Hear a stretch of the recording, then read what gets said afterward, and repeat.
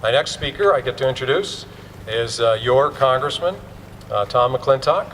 He was elected in November of 2008 to represent the 4th Congressional District of the United States Congress.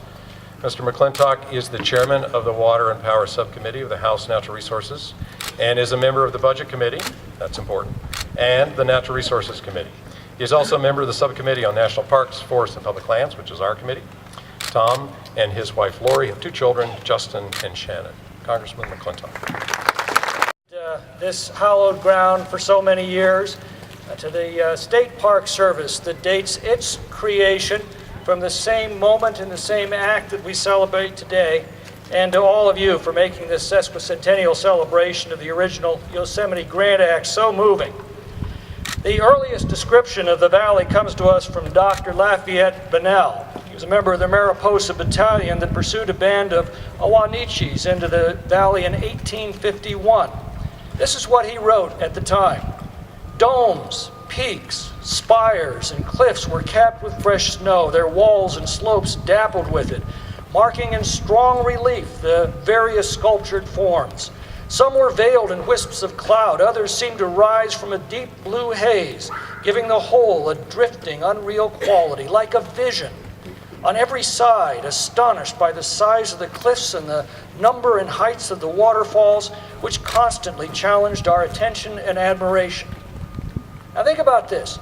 Word for word, that description remains as accurate today as it did in 1851, specifically because of the Yosemite Grant Act that we celebrate today.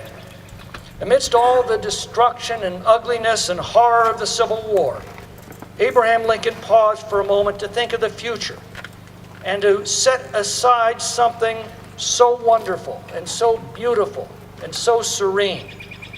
And he did this, quote, upon the express conditions that the premises shall be held for public use, resort, and recreation, and shall be inalienable for all time.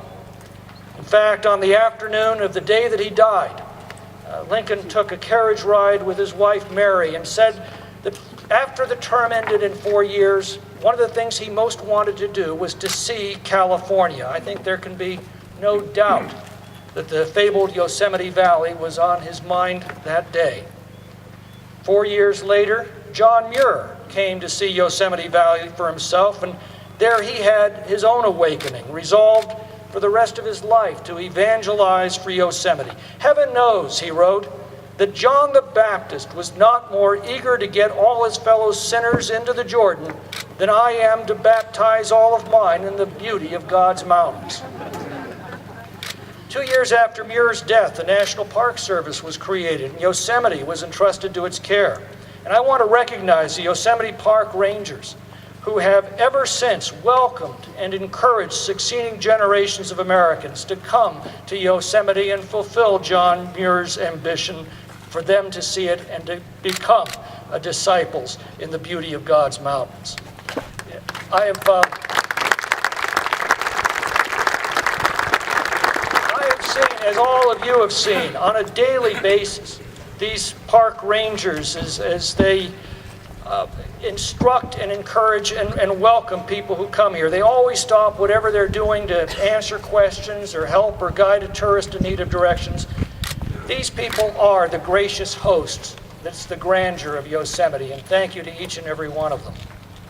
The Organic Act of 1916 that created the National Park Service further underscored that its purpose was not to shut off and close these natural wonders, but rather to open them for the use and enjoyment of the general public. In the words of the Act, to conserve the scenery and the natural and historic objects and the wildlife therein, and to provide for the enjoyment of the same. In the view of these visionaries, preserving these resources for future generations didn't mean closing them to the current generation. On the contrary, John Muir wanted people to come here to enjoy themselves, knowing that they would go away with fond memories, happy experiences, resolved to return again and again, drawn by the beauty of the valley and their own pleasant time in it, and resolved to preserve it so that their children and their children's children could share that experience. "We saw another party of tourists today," John Muir wrote in his journal. "Somehow most of these travelers seem to care but little for the glorious objects around them, though enough to spend time and money and endure long rides to see the famous valley. And when they are fairly within the mighty walls of the temple and hear the psalms of the falls, they will forget themselves and become devout. Blessed indeed would be every pilgrim in these holy mountains. The valley is full of people, but they do not annoy me." The Yosemite Grant Act established Yosemite as a public trust, which was itself revolutionary. You know, the Norman and Plantagenet kings of old would set aside vast tracts of land as their own exclusive province, in which only a select few with their blessing could enjoy.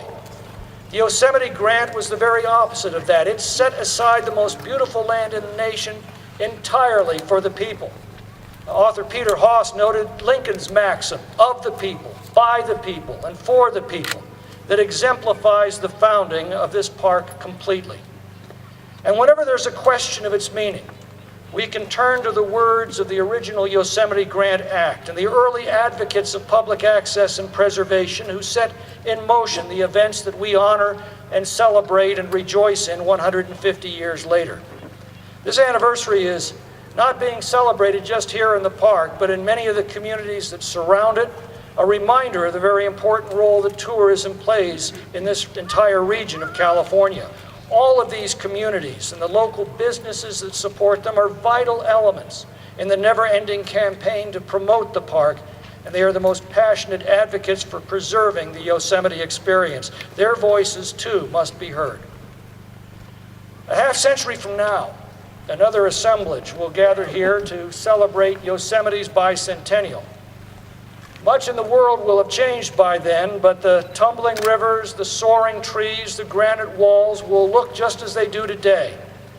A new generation that has reveled and recreated in its beauty will gather here then to renew the promise of public use, resort, and recreation inalienable for all time. And one thinks of the millions of treasured photos, some sepia-toned with age, others bright new digital images that occupy an honored space in family scrapbooks throughout the world. Even more treasures are the tales that are passed on of epic vacations, horseback rides, biking trips, rafting adventures, family hikes up misty waterfalls, pleasant stays in local lodges, or rustic camping trips under the stars. That is the vital connection between the human experience and the natural one, a connection that renews the former and preserves the latter. The world comes here to tell old stories and to create new ones. The world comes here to create the story of Yosemite.